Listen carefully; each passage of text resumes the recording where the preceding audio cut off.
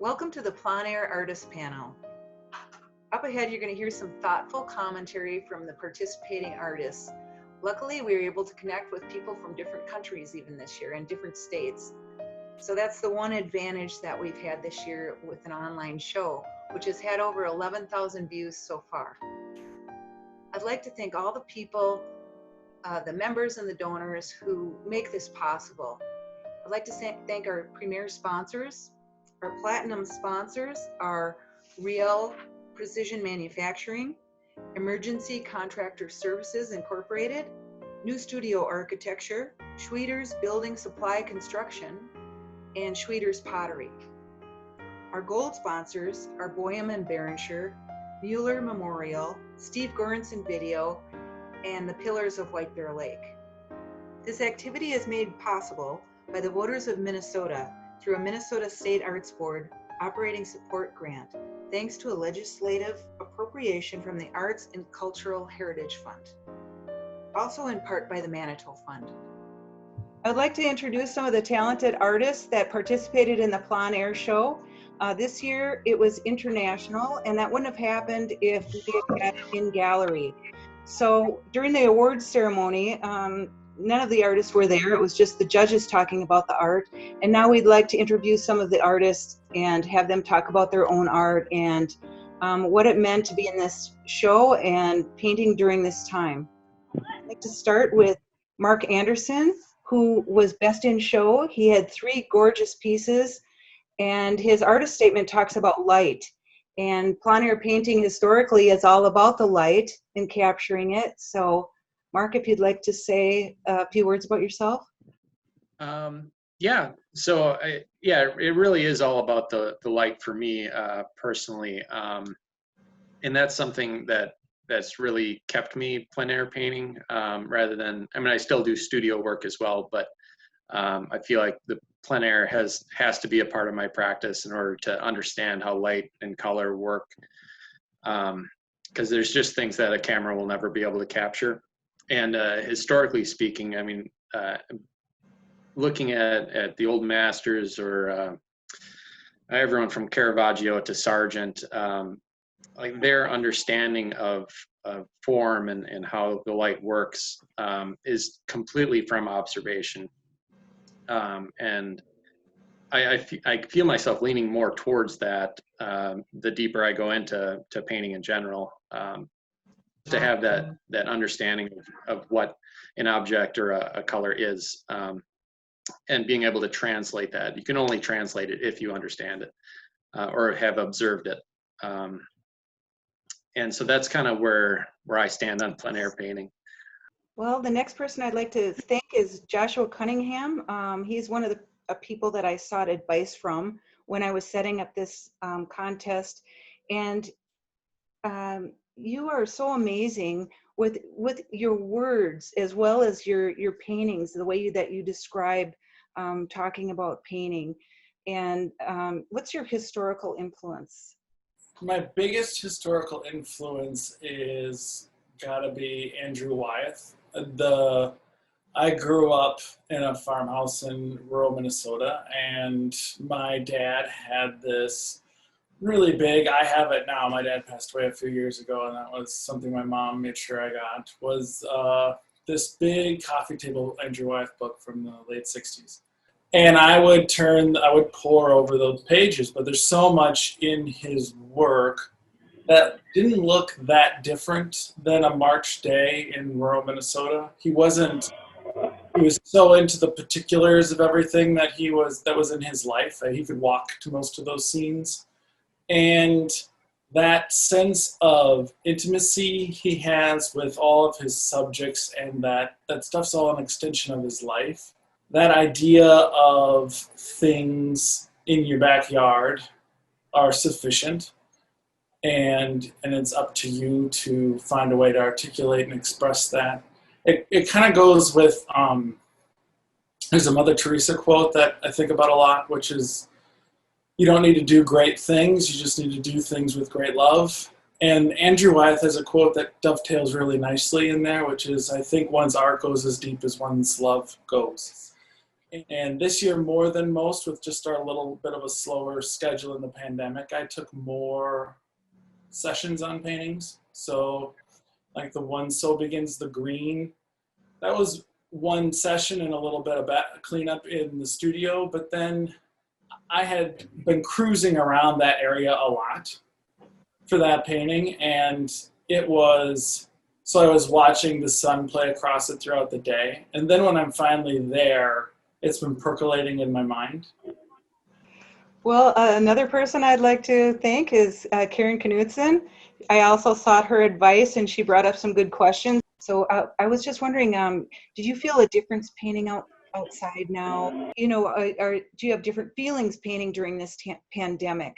During this pandemic, I'm sure everyone here is in the same boat. I mean, I'm more of a social person, and so, oh my goodness, it was like, you know, and I needed to get out. So finally, after a month and a half, I organized a plein air group here in the southern, just people that lived 15 minutes away from me is what I did to start with. And this has only been going on for about a month, maybe. Yeah, I organized a group, and I do feel that during the pandemic, I went through a deep depression at the very beginning, which is really unlike me. And so just getting out, being with friends again, but at a 6 feet distance has been my saving grace. And I have just fallen in love with plein air more than ever. Next, the international aspect of this show, we were so lucky to have Beth Lowe with us, and she entered 2 beautiful paintings. Hi. So to cut a long story short, I suppose I did do a fine art degree, and but about 8 years ago, incidentally, an American artist, I don't know if any of you have ever heard of her, Judith Carducci. She was invited to come and do a workshop, and she's mostly a portrait artist, but she did a plein air and a portrait. And I had, you know, sort of dabbled with plein air before, but after that workshop, I was just completely hooked. I knew I live in the most beautiful place. We live in a little seaside village called Coyote, which in Dutch means a little basin. And there's so many aspects. So we're very near the most southern tip of Africa. It's just sort of about 20 minutes drive from where we live. And so I actually have the Atlantic and the Indian Ocean at my disposal for paintings. And I actually really love painting the ocean. And then on top of that, we have a little cottage in sort of about 4 hours drive away in a place called Still Bay. And I love painting there. So in fact, the one painting I actually did in Still Bay, there's a beautiful river, and I had the aloes, which are one of our indigenous plants here. And and my laundry was, we had a very hard lockdown where we weren't allowed to, almost not allowed to leave home. And fortunately, my painting is such a passion that I wasn't stopped at all. Because we're sunny South Africa, we don't tumble dry any of our laundry. It's all hung up on the line. I walked out and I was just like, look at those shadows. I can't resist, and just immediately dashed out to see if I could capture the laundry. In fact, I did a couple of laundry paintings during that time. I largely complete my paintings in one go because we have the tides, weather conditions that change. In fact, I've just come back from painting, and when I started off, it was sort of blue sky with a smattering of clouds. And I was thinking to myself, oh, I wish these clouds would build up. And less than 2 hours later, I was sent home with a downpour. So we can have very changeable weather conditions being right on the ocean. I've been very fortunate that it's been a happy, blessed time for me. Mm-hmm. what you were saying, I was going to move to Mandy Leonard, who she did win third place. And in your biography, you said something about the restraints of COVID caused you to focus on the depths of your own flower garden. Mm-hmm. Yeah, I'm actually probably one of the very few that I've been working full time still. So I go to work every day and work all day. And so every night when I got home, it was, you know, straight to the backyard and nursing my plants. And I really have always wanted to be more of a botanical illustrator. And so my summer has been spent every night to kind of de-stress and deal with the COVID that you can't go and do your normal things, is spending it in the garden. Basically every day it was kind of studying my flowers and what was happening, because my gardens look amazing this year because it's been warm and very wet. But at the same time, we've had a lot of wind, and it's really taken a different toll on the flowers. So it made me look deeper into each one of them. And every day they looked different because the wind would just twist the petals up and kind of move them around. So my painting it's very large because that's typically what I do. And it took me about 6 sessions outside on different days to capture it. But it's really it's a little bit about lines too. I like design, and I think the judges on this did kind of understand me, which is rare. I'm a little bit photorealism, but at the same time, I like a little bit of abstraction to my piece, and to bring up colors that other people just don't notice. And so that's really where I was looking, is trying to go deeper into those shadows, where the light was just peeking through and hitting different petals and leaves. And that's kind of what I've been focusing on all summer. And I've completed quite a few paintings this summer, just focusing on my garden alone and what's in my garden every day. Well, thank you. Well, next we have Sara Lubinski. And what's interesting is you're a biologist as well as an artist, and the connection between art and science in your paintings. Yeah, it's really interesting to be here as opposed to being in Minnesota, because when I lived in Southeast Minnesota, I was very intimately involved with the landscape, the plants. I knew every bird call, the birds, and that was part of the joy of being there. But when I moved to Minnesota, or to Arizona, I felt really lost. Even though I've been traveling out here for a long time because I've had family here, I didn't really know. I thought I knew what I was going to paint, but I really didn't once I arrived here. I mean, the mountains are beautiful, the desert's gorgeous, but the light is super intense, and I just didn't know how to settle on anything. So I actually spent I've been here about 1.5 years. I spent the first year just kind of running around learning everything. I hooked up with a bunch of wildflower people and you know, this whole group of botanists and some birders and geologists. And I just spent my time hiking and learning. And it was only through that process of looking at the ecology and looking at the environment that I felt like I could settle into understanding what I wanted to paint. Once I start painting, I forget all about the science. It doesn't matter anymore, but there's a relationship there that interconnects me with the land through science. And so I need that connection to happen. And it's funny because so many days I'll head out and I don't know what to do. You know, sometimes I'm wearing my binoculars around my neck while I'm holding a brush in my hand painting. So, or a plant book at my feet. So I get a little bit scattered at times, and it's only when I really start painting, and I have a special kind of method that I use for getting into that frame of mind, but that's when the painting and the art actually take over. But I like that sense of awareness that I get. I think knowing what you're looking at and knowing what you're hearing helps you become more intimate and understand what you're dealing with in the plein air world. Well, thank you very much. Now, Dan, are you ready to talk?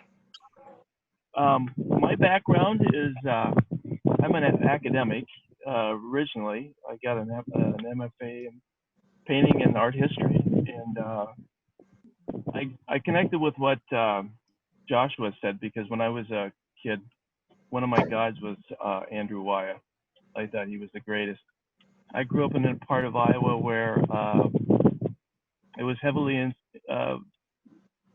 There was in the United States, there was a very famous regionalist artist named Grant Wood that was famous in the 30s, and I grew up about 10 miles from his studio, and so I was really kind of influenced by that. And so I was really deeply connected, thought of an artist as being somebody who's connected to the land. I like going into the gallery with you. Dan actually teaches at White Fair Center for the Arts, and he knows how everybody made brush strokes. It's really interesting to hear him speak. At MIA too, he leads field trips and talks about the art history of the painters. So our next painter is from Oklahoma, Karen St. Clair, and she was recognized for Best Pastel. I just want to say that I feel very honored to have been included in this show. So I've been painting though for, gosh, nearly 50 years. I started when I was a young child, and I've only been plein air painting for the last couple of years, and I really love it. I just, and especially pastel. For years I did watercolors and acrylics, and now when I started with pastel and I go outside, it's so immediate, and the effects with the light and the shadow are just so instantaneous with the pastel, and you can make adjustments quickly, if you need to with the light. And I really enjoy that, because the light's so fleeting, it just changes so fast. But the places I like painting are right around my home. We go out, riding around or walking, and I always have my camera with me and taking pictures. And my phone is just full of stuff. But I think the best results are when you're outside, you're looking at the actual subject. It's never the same on a photo. I live out in the country, and there's a lot of little country lanes and roads and little farms around me. And some of the best stuff has actually come from the yard or the pastures near me. We have, really beautiful sunsets, and the clouds and stuff are always just amazing out here, beautiful skies. So, there's never a dull moment, I guess. Well, thank you.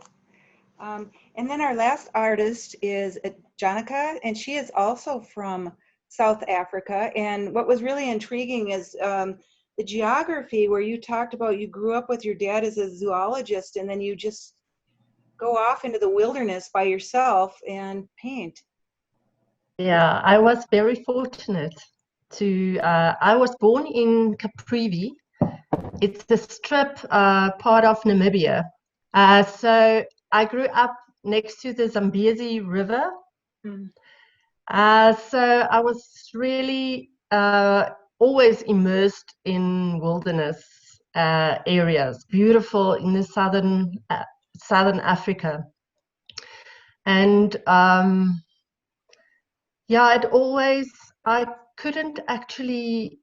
didn't know what to do with it, all my feelings that it stirred. And art is really the place where I can express what I'm feeling. So the landscape, for me, it's like a conversation with the landscape, and it feels like I'm responding to what I experience. So I love solitude, and I actually love desolate places. I love deserts, and maybe that's it is because I was born in Namibia, where it's mostly a desert. But actually this time was good for me to really just be in my little piece of this planet, and really observe the change of light during the day. So I love the first light and the last light of day. I am really drawn to that, the whole atmosphere it creates, that warmth. So I love the contrast of warmth and cool colors. That's really the thing that really stirs my feelings. Oh, well, thank you.